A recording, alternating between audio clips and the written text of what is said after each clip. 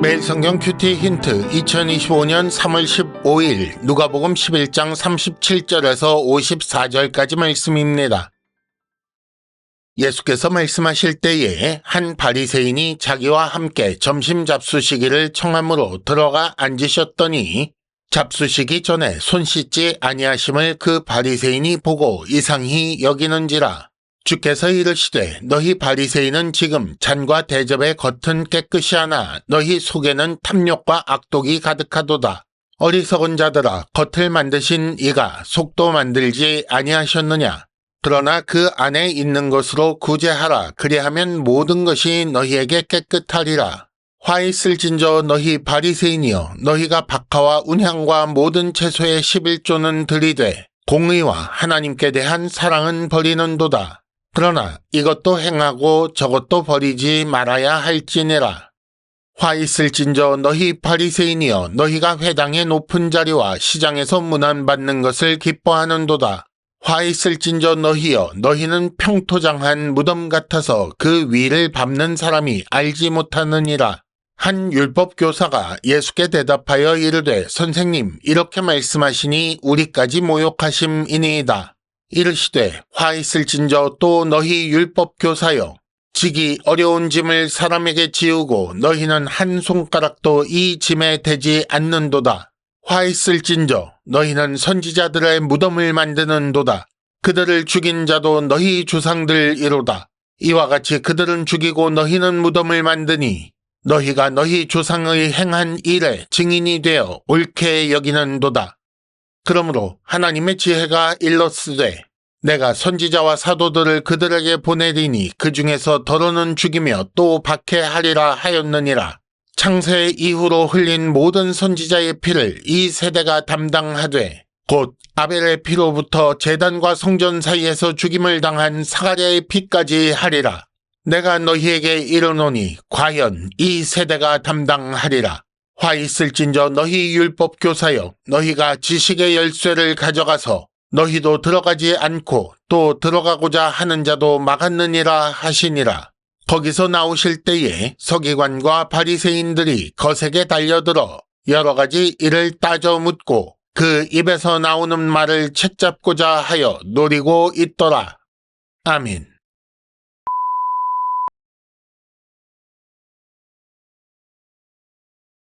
1단계 본문의 구조와 내용을 간단하게 정리하기.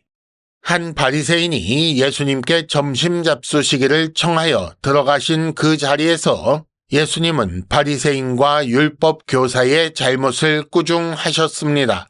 먼저 37절에서 41절까지 바리새인의 외식을 꾸중하신 일이 나오고 42절에서 44절까지는 바리새인을 향한 세 가지 화 있을진저라는 말씀이 나옵니다. 이어지는 45절에서 52절까지에는 율법 교사를 향한 세 가지 화 있을진저 말씀하신 것이 나오고 마지막 53절과 54절에는 서기관과 바리새인들이 따져 묻고 책잡으려 한 것이 나옵니다. 오늘 말씀을 간단하게 정리해 보겠습니다. 한 바리새인이 예수께 점심 잡수시기를 청하여 예수께서 들어가셨습니다. 그런데 잡수시기 전에 손을 씻지 않으시는 것을 그 바리새인이 이상하게 여겼지요. 그러자 예수께서 바리새인은 그 속에 탐욕과 악독이 가득하다라고 하십니다. 그리고 그 안에 있는 것으로 구제해야 모든 것이 깨끗할 것이라고 하셨지요. 이어 화 있을진저라는 말로 바리새인의 잘못을 지적하셨습니다. 그리고 이에 대해 율법 교사가 반발하자 그들의 잘못 역시 지적하셨지요. 그러자 그들은 자기들의 잘못은 생각하지 않고 예수께 거색에 달려들어 따져 묻고 그 입의 말을 책잡으려 하였습니다. 2단계 본문의 핵심 메시지 읽어내기. 잔과 대접을 깨끗이 하는 것은 영양학적인 문제 아니면 위생적인 문제가 아닙니다. 이는 종교적인 정결 예식에 속하지요. 따라서 그 원래 의미는 하나님 앞에서 영적으로 정결하게 되는 것을 의도했던 것입니다. 그런데 그 속에 탐욕과 악독이 가득하다고 하셨습니다. 그런 상태에서 잔과 대접을 아무리 깨끗하게 닦아 보아도 하나님 앞에서 영적으로 정결해질 수가 없는 거지요. 그러니 속에 있는 탐욕과 악독은 정결 예식을 헛수고 되게 하는 요인입니다. 원래 구제는 가난한 자를 불쌍히 여기는 마음에서 비롯되는 행동이지요. 조금 더 얘기하자면 청지기 의식이 있어야 성경적인 구제가 가능합니다. 그런데 마음속에 탐욕과 악독이 가득하니 거기서 나오는 행동 역시 부정한 것이 됩니다. 그래서 그들의 구제는 선한 행동이 아니라는 것이지요. 11조도 마찬가지입니다. 겉으로 아무리 꾸며도 그럴듯해 보여도 속이 부정하면 부정한 행동입니다. 그럼에도 그들이 겉모습을 꾸미는 이유는 사람들의 인정과 칭찬을 바라기 때문입니다. 그리고 이런 행동은 알지 못하는 사람을 부정하게 만드는 마치 평토장한 무덤과 같은 것이 됩니다. 율법 교사는 이 모든 문제의 근원이라고 할 수 있습니다. 그들이 율법을 바로 가르쳐야 하지만 잘못 해석하여 지키지 못하게 하고 있었기 때문입니다. 이것을 예수께서는 그들이 열쇠도 가져가고 자기도 남도 들어가지 못하게 한다고 하셨습니다. 그들은 하나님의 말씀이 아니라 자기들의 해석을 따르게 한 것이고, 이는 하나님의 말씀을 전하는 선지자를 죽이는 전통과 닮아 있습니다. 선지자들이 전했던 것이 무엇입니까? 바로 예수 그리스도입니다. 그런데 그들은 예수를 반대함으로 또 한 번 선지자를 죽이고 있는 것입니다.